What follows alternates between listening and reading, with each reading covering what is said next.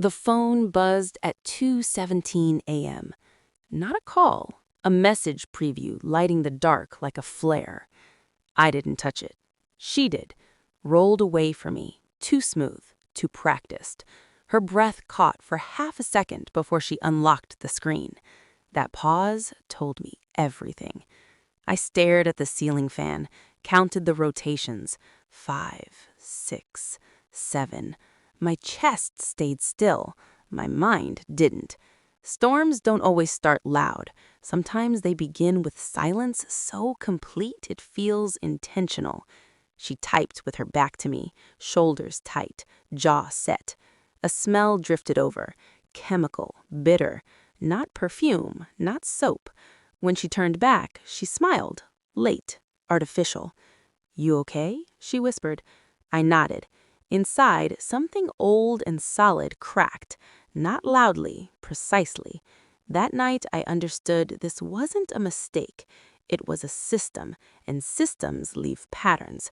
I didn't accuse her. Accusations are for people who want answers. I wanted confirmation.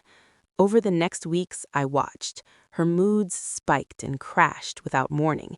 Euphoria, irritation, hollow calm. She started showering twice a day, stopped eating with me. Her eyes changed first. Too bright, too fast. Then the lies grew careless. Working late, helping a friend, just tired. The friend's name changed every time. I found a number saved under a woman's name. No photo, no history, just frequency. Calls at dawn, calls at midnight. I told myself nothing. Denial felt efficient, but my body knew before my brain allowed it. I slept lighter, listened harder. One morning, I found a receipt in the trash. Drugstore. Test kits. Not pregnancy. Something else. That was the moment betrayal stopped being emotional and became logistical. I didn't feel rage. I felt focus. I moved quietly, checked phone records, mapped patterns. One number dominated everything. No last name, prepaid line. I ran it anyway.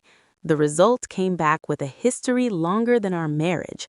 Assault, burglary, manufacturing, meth, recently paroled. I sat at my desk and stared at the wall until the room felt smaller. Then I kept going. I watched her sleep, counted the tremors in her hands. I installed nothing. I followed nothing. I waited. She started failing small things. Missed work, missed bills. The drug test came from her job.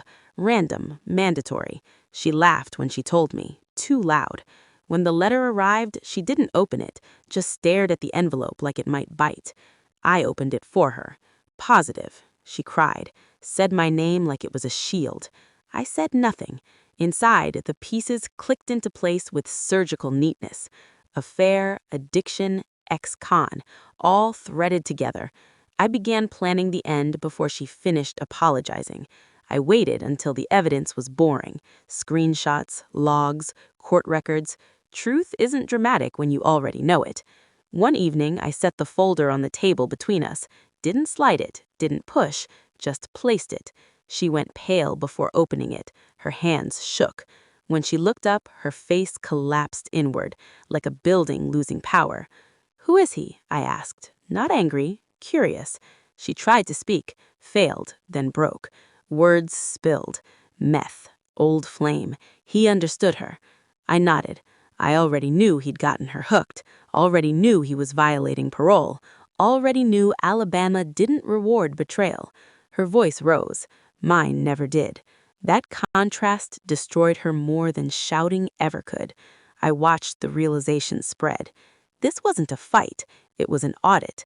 I filed first. Fault divorce, infidelity, substance abuse. The law didn't blink. 0 alimony. She screamed when she realized. I didn't argue. I handed over copies of everything, like closing a case. Then I made one call, anonymous, precise. Parole doesn't like attention. He was back inside within weeks. She tried to bargain then. Love, regret, history. I stood up while she was still talking. That movement ended it. Power isn't volume, it's timing. I left the house without slamming the door. That mattered. Later, she sent paragraphs, then apologies. then silence. I never responded. The revenge wasn't loud. It was exact. She lost him, lost the marriage, lost the future she'd gambled. I lost nothing I wanted to keep. Time passed. Clarity replaced noise. I don't wonder if she's clean, or lonely, or sorry. Those questions belong to a man still entangled. I'm not. I learned something permanent. Truth doesn't need emotion to hurt. It just needs light. Some people mistake kindness for blindness. They forget observation is its own weapon. I didn't save her. I saved myself. The storm inside me burned out, leaving something colder and stronger behind. Control. I walk forward now without checking behind me, not because I won, but because I no longer care who lost.